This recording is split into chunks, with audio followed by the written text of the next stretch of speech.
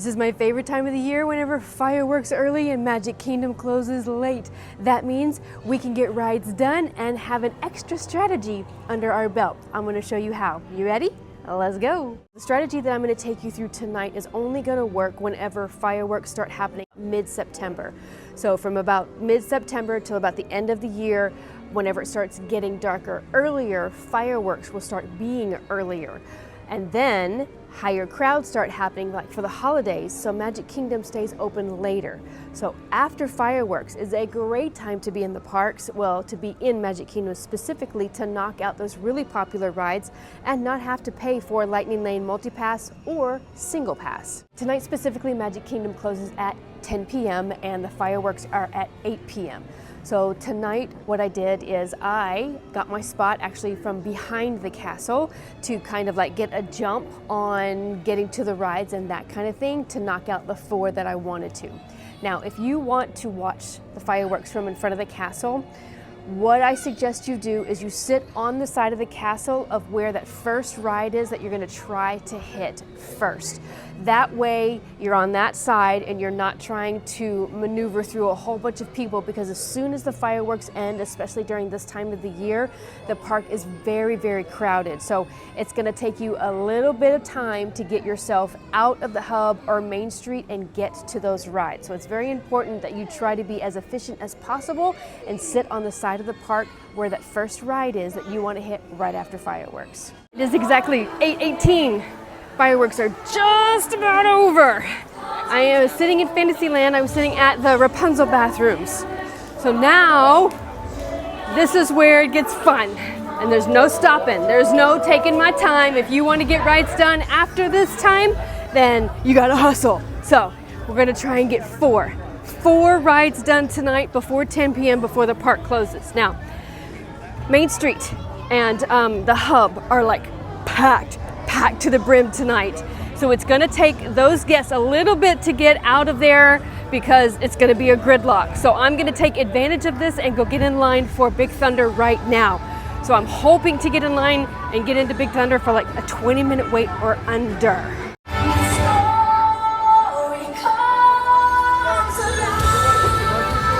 Heading up there, beating the crowd. Ooh. I can see all the people lining up in there, going through the queue. Standby line, 10 minutes. Let's time it.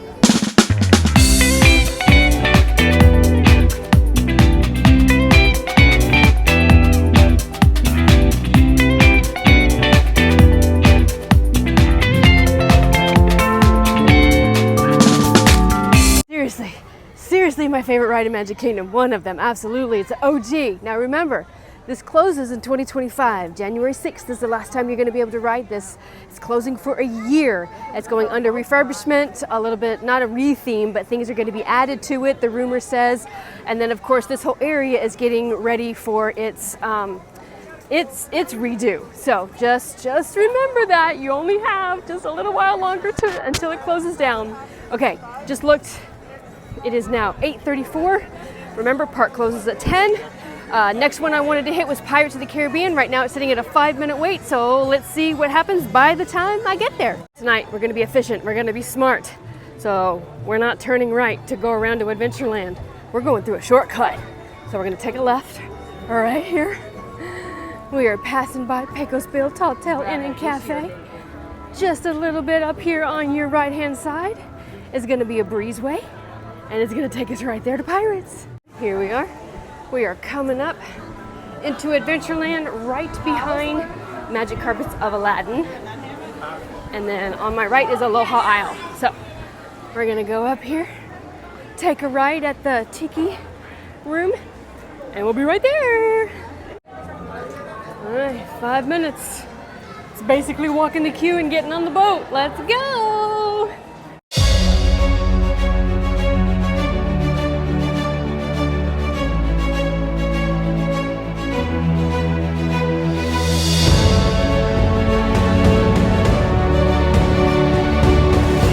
It is now officially 8:58 p.m.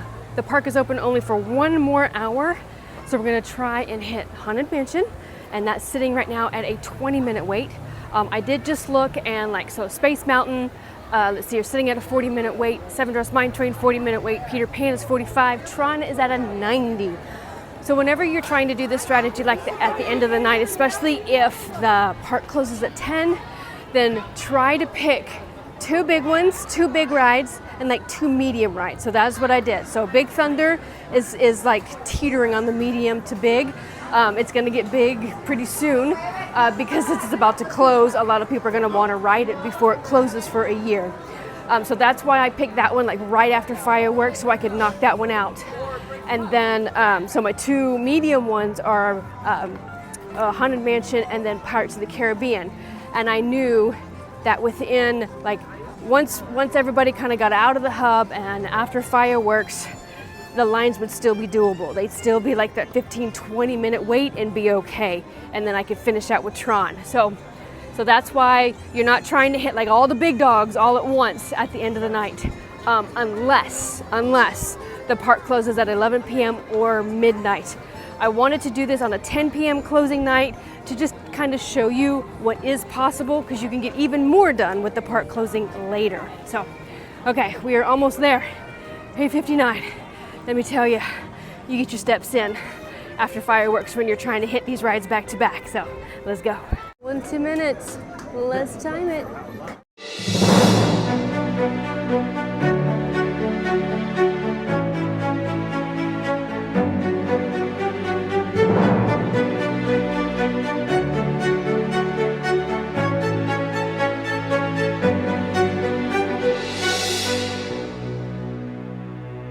I got off of Haunted Mansion exactly at 9:30, but then I had to take a little pit stop and go potty before we finished out the night.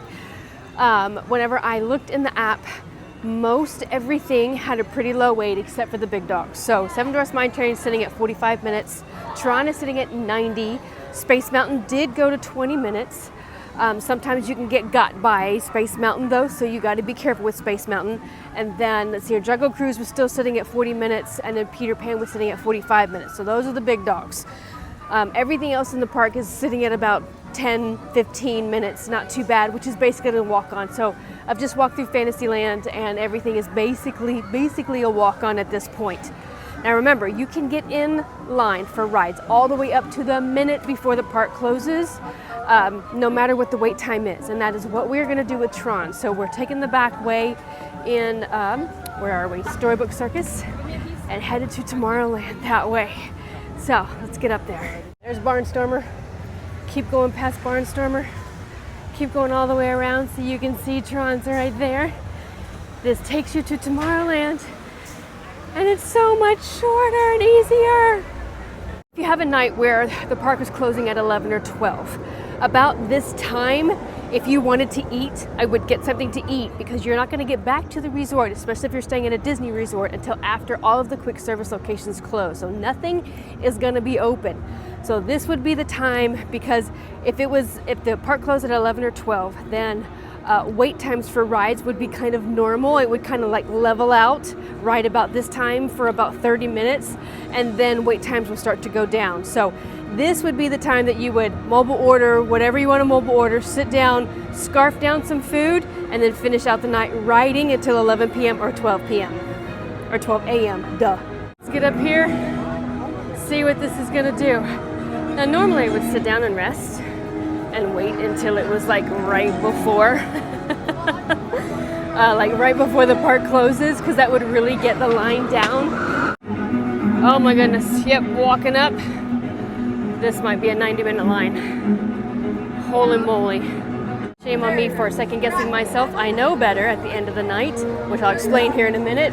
It has only taken us like 4 minutes to get through the line, like whenever we walked up, and it's moving right along.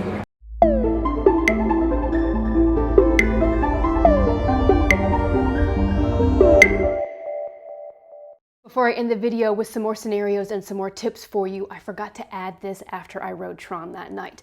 Okay, so number one, whenever you ride Tron, you're gonna have to put all of your stuff into lockers. Once you do that, it can take another 5 to 10 minutes for you to actually board Tron after that. So if you wanna take into account how long it took, like in total, waiting in line and then after the lockers, it did take about 38 minutes, but it's a quick 38 minutes. So that was really good at the end of the night. Second thing that I forgot to add is at the end of the night, Disney will keep ride waits long in the app. So do not trust what the app says at the end of the night. Even whenever you're walking up to the ride lines and you see like possibly how long they are, what happens at the end of the night is everybody that is either using Lightning Lane, Single Pass, or Multi-Pass, those times like start dwindling down. So what that means is not as many people are filtering through the line for the Multi-Pass and Single Pass line.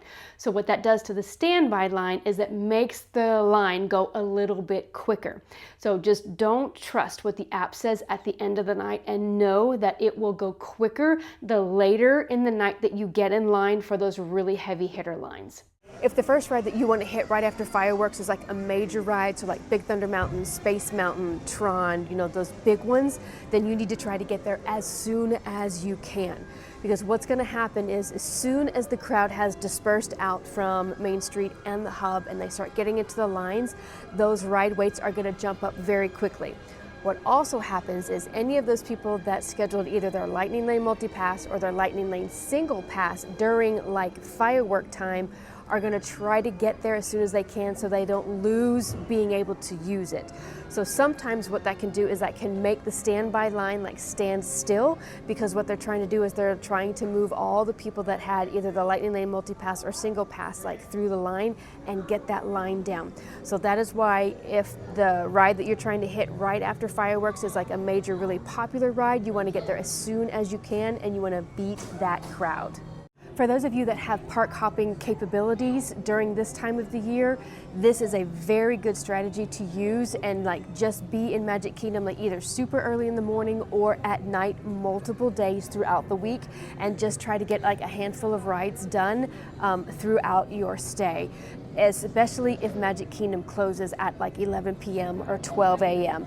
And even if you're closing out another park, say Hollywood Studios or Epcot, and you get out of there at 9:30, 10 p.m., still come to Magic Kingdom. I'm telling you, you can still get a handful of rides done in that hour and a half to 2 hour mark, you know, before it closes, especially during like that Thanksgiving week, New Year's week, Christmas week.